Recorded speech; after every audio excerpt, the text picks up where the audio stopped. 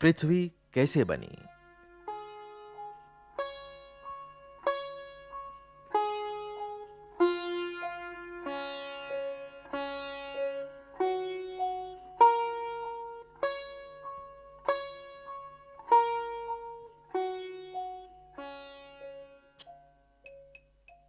प्रिय इंदु, तुम जानती हो कि धरती सूरज के चारों तरफ घूमती है और चांद धरती के चारों तरफ घूमता है। शायद तुम ये भी जानती हो कि ऐसे और भी कई पिंड हैं जो धरती की तरह सूरज का चक्कर लगाते हैं। हमारी धरती समेत ये सब सूरज के ग्रह कहलाते हैं। चांद धरती का उपग्रह कहलाता है क्योंकि वो धरती के ही आसपास रहता है। दूसरे ग्रहों के भी अपने-अपने उपग्रह हैं। सूरज, उसके ग्रह और ग्रहों के उपग्रह मिलकर एक सुखी परिवार बन जाता है। इस परिवार को सौर जगत कहते हैं। सौर का अर्थ है सूरज का, और क्योंकि सूरज इन सब ग्रहों का पिता है, इसलिए इस पूरे समूह को सौर जगत कहते हैं।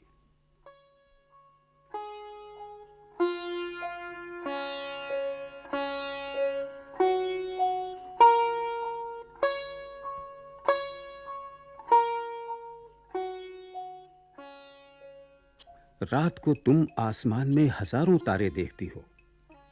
इनमें से थोड़े से ही ग्रह हैं और इन्हें तारा नहीं कहा जाता। क्या तुम बता सकती हो कि ग्रहों और तारों में क्या फर्क है?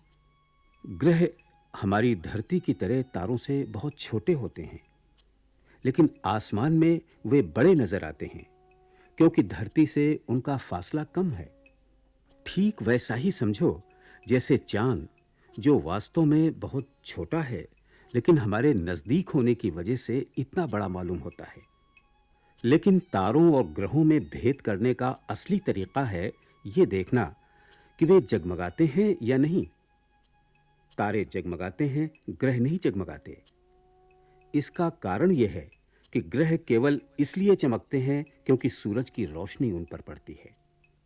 चांद और ग्रहों में जो चमक हम देखते हैं, वो असल में सूरज की रोशनी है।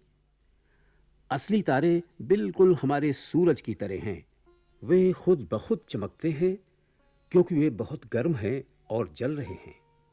दरअसल हमारा सूरज खुद एक तारा है, बस वो बहुत बड़ा दिखाई देता है क्योंकि वो हमारे नजदीक है और हम उसे एक बड़े आग के गोले के रूप में देखते हैं।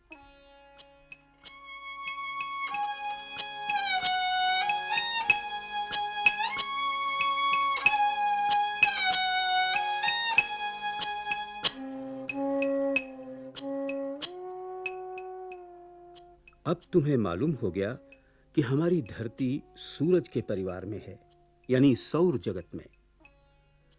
हम समझते हैं कि धरती बहुत बड़ी है और हमारी जैसी छोटी सी चीज के मुकाबले वो है भी बहुत बड़ी। किसी तेज रेल गाड़ी या जहाज पर बैठकर भी इसके एक हिस्से से दूसरे हिस्से तक जाने में हफ्तों और महीनों लग जाते हैं।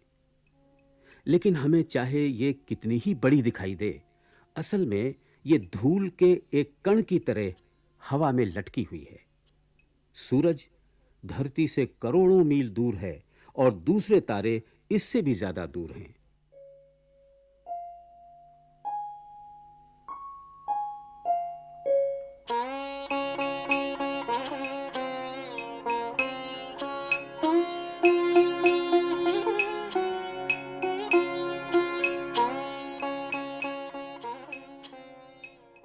खगोल शास्त्री यानी वे लोग जो तारों का अध्ययन करते हैं, हमें बतलाते हैं कि बहुत समय पहले हमारी धरती और सारे ग्रह सूरज का ही हिस्सा थे।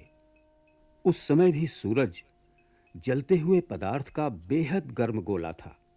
किसी तरह सूरज के कुछ टुकड़े उससे टूटकर अंतरिक्ष में निकल पड़े, लेकिन वे अपने पिता सूरज से बिल्कुल अलग न हो सके।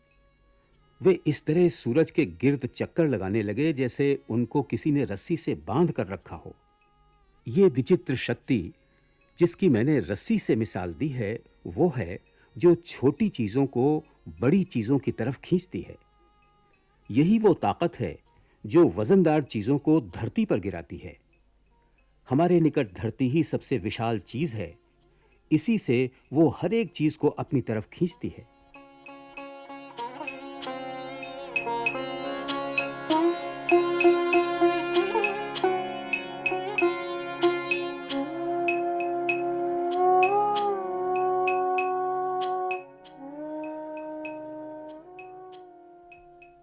इस तरह हमारी धरती भी सूरज से निकली थी।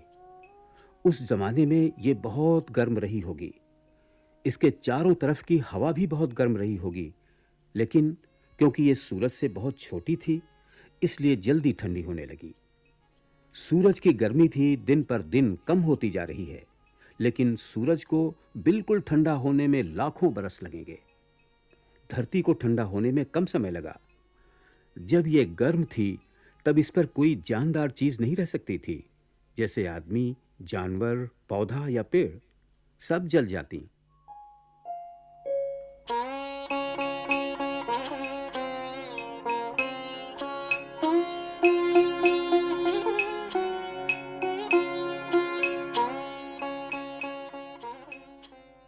कुछ लोगों की धारणा है कि जिस तरह सूरज का एक टुकड़ा टूटकर धरती बन गया, उसी तरह धरती का एक टुकड़ा टूटकर चांद बन गया।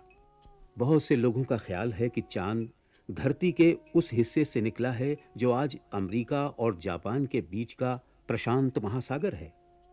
खैर, धीरे-धीरे धरती ठंडी होने लगी। उसे ठंडा होने में बहुत समय लगा। धीरे-धीरे धरती की ऊपरी सतह तो ठंडी हो गई, लेकिन उसका भीतरी हिस्सा गर्म बना रहा। अब भी अगर तुम किसी कोयले की खान में घुसो, तो जैसे-जैसे तुम नीचे उतरोगी, गर्मी बढ़ती जाएगी। अगर तुम धरती के अंदर बहुत दूर तक जा सको, तो तुम्हें धरती अंगारे की तरह मिलेगी। चांद भी धीरे-धीरे ठंडा होने लगा, और क्योंकि वो धरती से छोटा था, इसलिए उसके ठंडा होने में कम समय लगा। उसकी ठंडक बड़ी सुखद होती है ना? उसे ठंडा चांद कहते हैं। शायद वो बर्फ की नदियों और बर्फ से ढके हुए मैदानों से भरा हुआ है।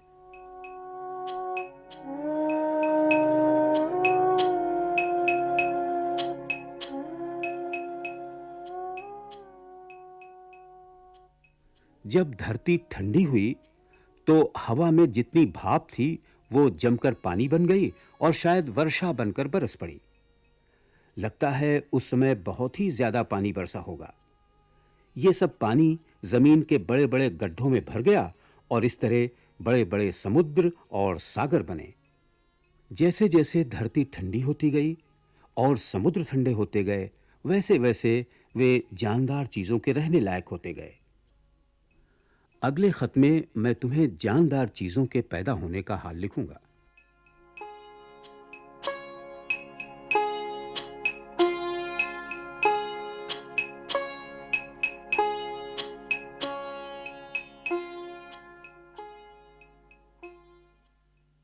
ये पत्र जब लिखे गए थे, उसके बाद से कई बातों में वैज्ञानिक जानकारी और दृष्टिकोण बदल गए हैं और आधुनिक विज्ञान ने सिद्ध कर दिया है कि चंद्रमा पर न हवा है, न पानी है, केवल चट्टानें हैं और बालू है।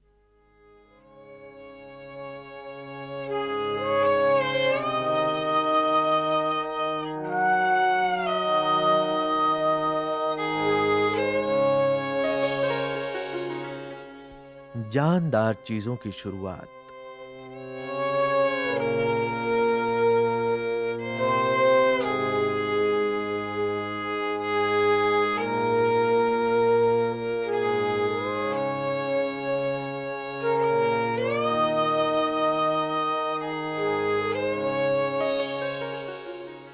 प्रिय इंदु, पिछले खत में मैं तुम्हें बता चुका हूं कि एक लंबे समय तक धरती इतनी गर्म रही होगी कि उस पर कोई जानदार चीज नहीं रह सकती होगी। धरती पर जीवन कब शुरू हुआ और शुरू के जीव क्या थे, ये बड़ा रोचक सवाल है, पर इसका जवाब देना आसान नहीं है। पहले यह समझना होगा कि जान क्या है।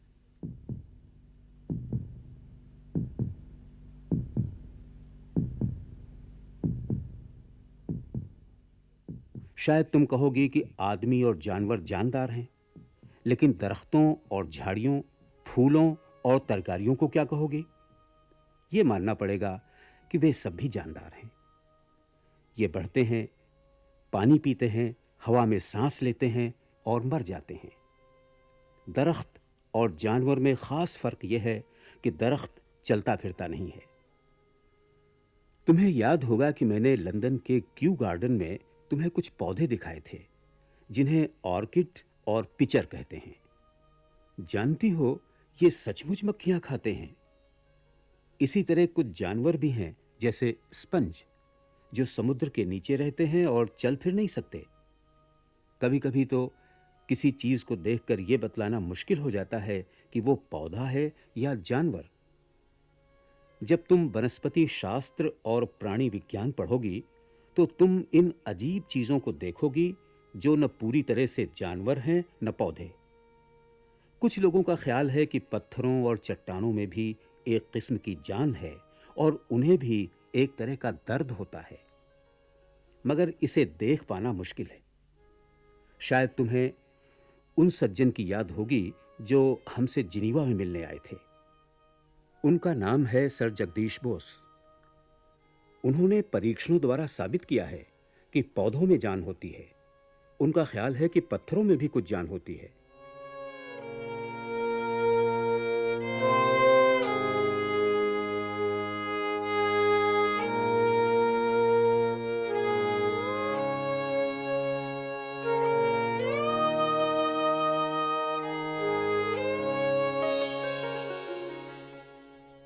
अब तुम्हें मालूम हो गया होगा कि किसी चीज को जानदार या बेजान कहना कितना मुश्किल है।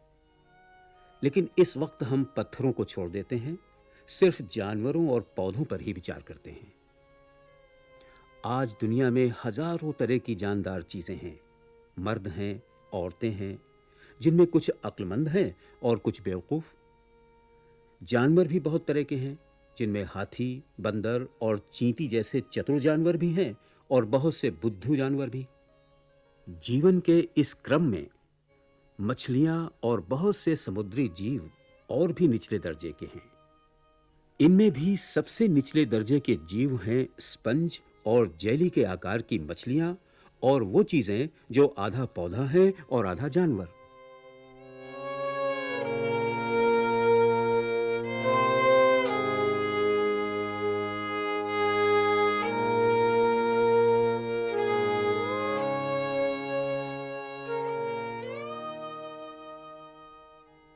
अब हमें इस बात का पता लगाना है कि ये अलग-अलग तरह के जानवर एक साथ वजूद में आए या एक-एक करके धीरे-धीरे। हम इसका पता कैसे लगाएं? उस पुराने जमाने की किताबें तो हैं नहीं, लेकिन क्या प्रकृति की पुस्तक हमारी मदद कर सकती है? हाँ, कर सकती है। हमें पुरानी चट्टानों में जानवरों की हड्डियां मिलती हैं, जिन्हें अंग्रेजी में फॉसिल्स कहते हैं।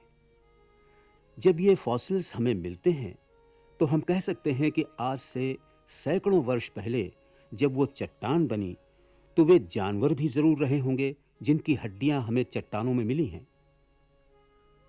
तुमने इस तरह के बहुत से छोटे और बड़े फॉसिल्स लंदन के साउथ केंसिंगटन अजायब घर में देखे थे। जब कोई जानवर मर जाता है, तो उसका नर्म और मांस वाला भाग तो बहुत जल्दी सड़ जाता है, लेकिन उसकी हड्डियां बहुत दिनों तक बनी रहती हैं। यही हड्डियां हमें पुराने जमाने के जानवरों का हाल बताती हैं। लेकिन मान लो किसी जानवर के हड्डियां ही न हो, जैसे जेलीफिश, तब उसके मरने के बाद कुछ भी बाकी नहीं रह जाता। जब हम चट्टानों को गौर से देखते हैं और बहुत से पुराने फॉसिल्स जमा कर लेते हैं, तो हमें मालूम हो जाता है कि अलग-अलग समय में अलग-अलग तरह के जानवर रहते थे। सबके सब एक साथ कहीं से नहीं आए। सबसे पहले खोल वाले साधारण जानवर पैदा हुए, जैसे घोंघे। समुद्र के किनारे तुम जो सुंदर घोंघे और सीपियां बटोरती हो, वे उन जानवरों के बाहरी खोल हैं जो मर चुके हैं। उसके बाद कुछ और विकसित जानवर आए, जैसे सांप, हाथी से भी बड़े जानवर और आज पाए जाने वाले जीवों से मिलते जुलते पशु पक्षी। सबसे बाद में हमें आदमियों के अवशेष मिलते हैं। इससे यह पता चलता है कि जानवरों के वजूद में आने का एक सिलसिला था। पहले सबसे मामूली जानवर आए, उसके बाद उनसे ऊंचे किस्म के जानवर आए, और जैसे-जैसे समय बीता वो और विकसित होते चले गए, और आखिर में सबसे विकसित जानवर यानी आदमी आया। सीधे साधे स्पंज और घोंघे में कैसे इतनी तब्दीलियां हुईं और कैसे वे विकसित होते चले गए, ये बड़ा रोचक अध्ययन है जिसके बारे में तुम्हें फिर कभी बताऊंगा। इस वक्त तो हम उन प्राणियों की बात कर रहे हैं जो सबसे पहले आए।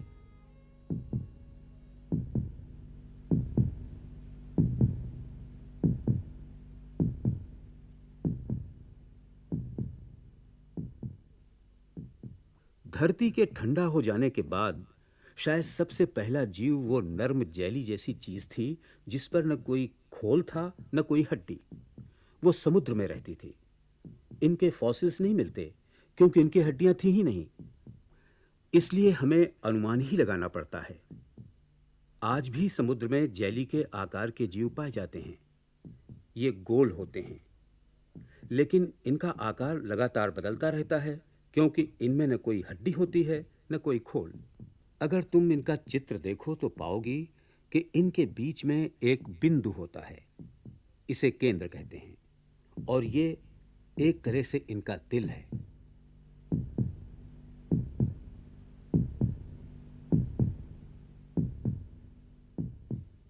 ये जीव एक अजीब ढंग से बंटकर दो हो जाते हैं।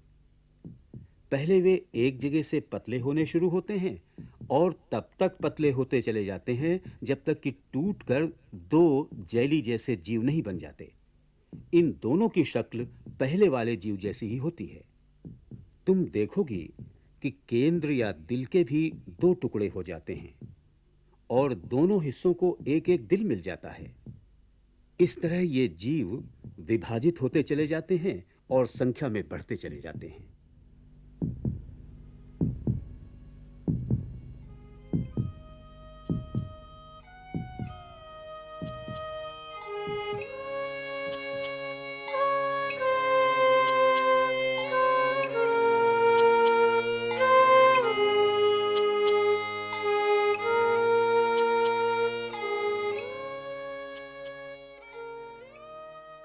इसी तरह की कोई चीज हमारी पृथ्वी का पहला जीव रही होगी। जीवन का कितना सादा और साधारण रूप था ये।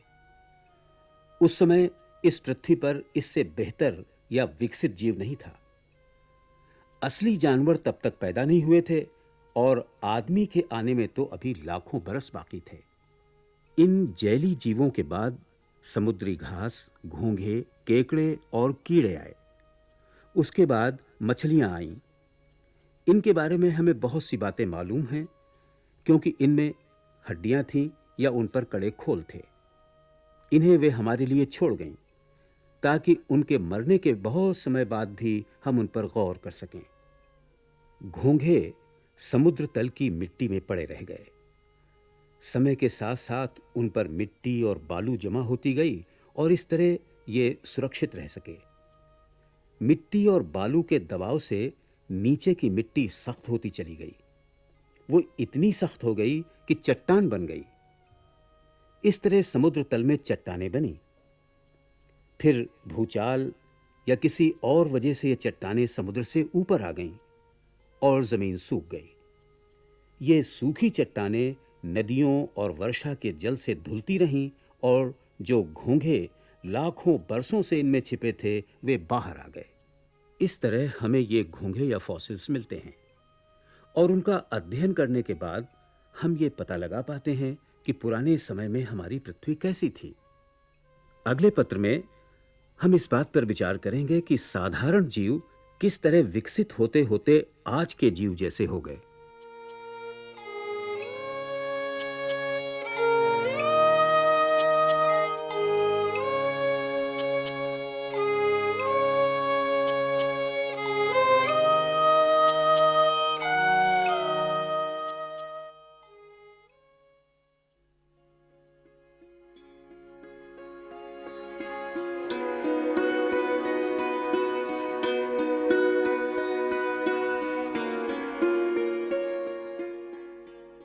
जीव जंतु कब प्रकट हुए?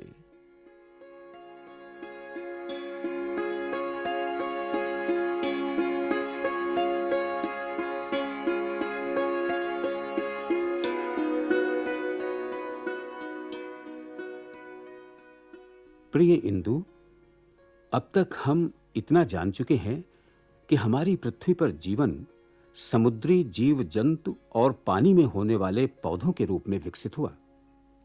ये जीव सिर्फ पानी में रह सकते थे और अगर किसी वजह से बाहर निकल आते होंगे और उन्हें पानी न मिलता होगा तो जरूर मर जाते होंगे। जैसे आज भी अगर जेली फिश किसी तरह किनारे आ जाए और सूख जाए तो वो मर जाती है। लेकिन उस जमाने में आजकल से कहीं ज्यादा समुद्र और दलदल रहे होंगे। हाँ, वे मछलियां और दूसरे समुद्री जीव जिनकी खाल जरा ज्यादा सख्त थी, सूखी जमीन पर दूसरों से कुछ ज्यादा देर तक जी सकते होंगे। इस तरह जेलीफिश और उसके जैसे और जीव धीरे-धीरे कम होते गए, क्योंकि सूखी जमीन पर जिंदा रहना उनके लिए मुश्किल था और जिनकी खाल ज्यादा सख्त थी, उनकी संख्या बढ़ती गई। कितनी मजेदार बात है ना?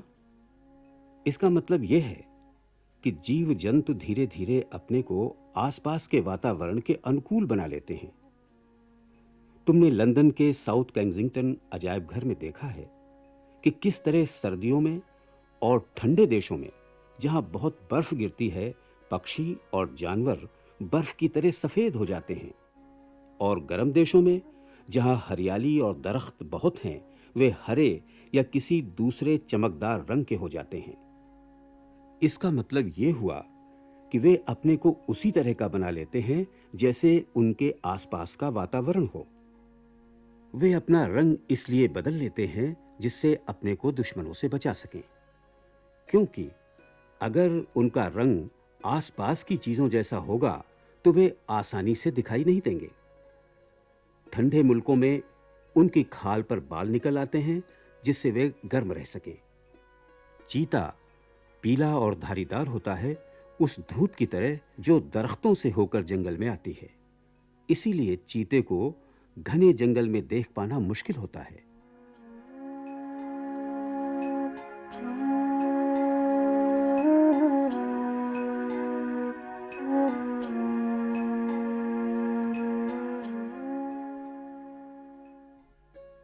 जीव जंतुओं का इस तरह अपने आप को वातावरण के अनुकूल बना लेना बहुत रोचक और महत्वपूर्ण बात है। ऐसा नहीं कि जीव जंतु खुद अपने को बदलने की कोशिश करते हैं, लेकिन जो जीव जंतु आसपास के वातावरण के अनुकूल बन जाते हैं, उनके जिंदा रहने की संभावना बढ़ जाती है। इस तरह उनकी तादाद बढ़ने लगती है जबकि दूसरों की नहीं बढ़ती। इससे बहुत सी बातें समझ में आ जाती हैं। इससे यह स्पष्ट होता है कि साधारण जीव धीरे-धीरे विकसित होते हुए ऊंचे दर्जे के जीव बन जाते हैं और मुमकिन है कि लाखों वर्षों के बाद वे आदमी के रूप में विकसित हो जाएं। अपने चारों तरफ होने वाली ये तब्दीलियां हम देख नहीं सकते, क्योंकि वे बहुत धीरे-धीरे होती हैं और हमारी जिंदगी छोटी होती है।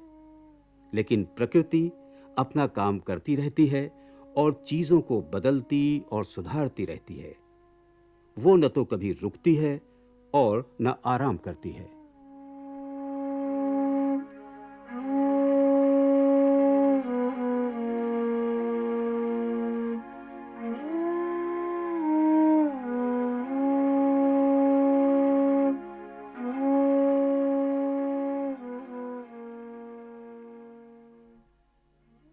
तुम्हें याद होगा कि मैंने तुम्हें लिखा था कि पृथ्वी धीरे-धीरे ठंडी होती गई और सूखती गई। जैसे-जैसे ये ठंडी हुई, इसका जलवायु बदला और उसके साथ ही बहुत सी चीजें बदल गईं।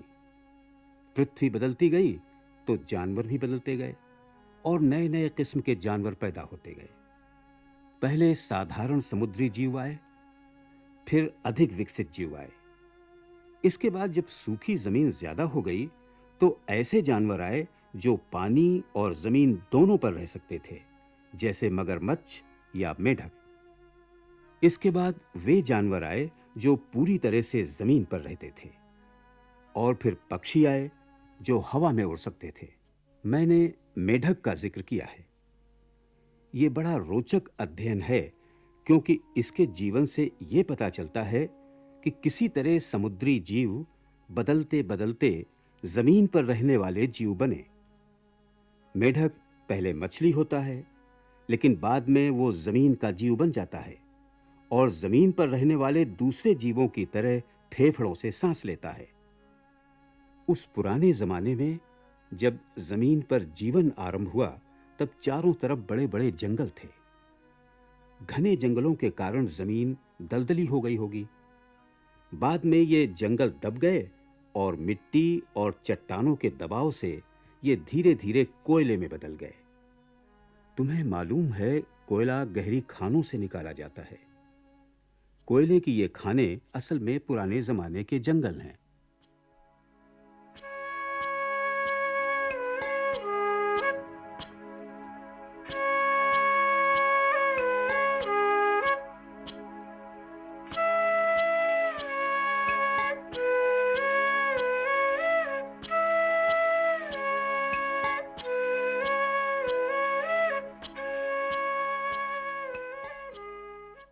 जमीन पर रहने वाले शुरू के जानवरों में बड़े-बड़े सांप, छिपकलियां और घड़ियाल थे।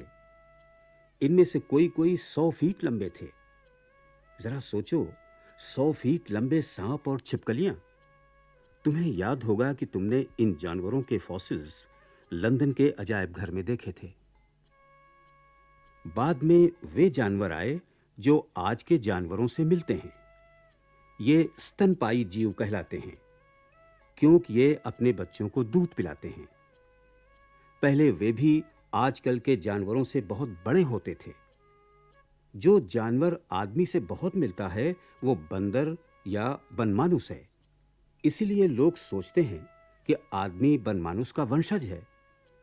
इसका मतलब यह हुआ कि जिस तरह हर एक जानवर ने अपने को आसपास के वातावरण के अनुकूल बना लिया और विकसित होता गया, उसी तरह आदमी भी पहले एक बनमानुस ही था। यह सच है कि वो सुधरता गया, या यूं कहो कि प्रकृति उसे सुधारती रही, और आज उसके घमंड का ठिकाना नहीं है। वो अपने आप को दूसरे जानवरों से बिल्कुल अलग समझता है। लेकिन हमें याद रखना चाहिए कि हम बंदरों और बनमानुसों के भाई बंद हैं, और आज भी हम में से बहुत से बंदरों जैसा व्यवहार करते हैं।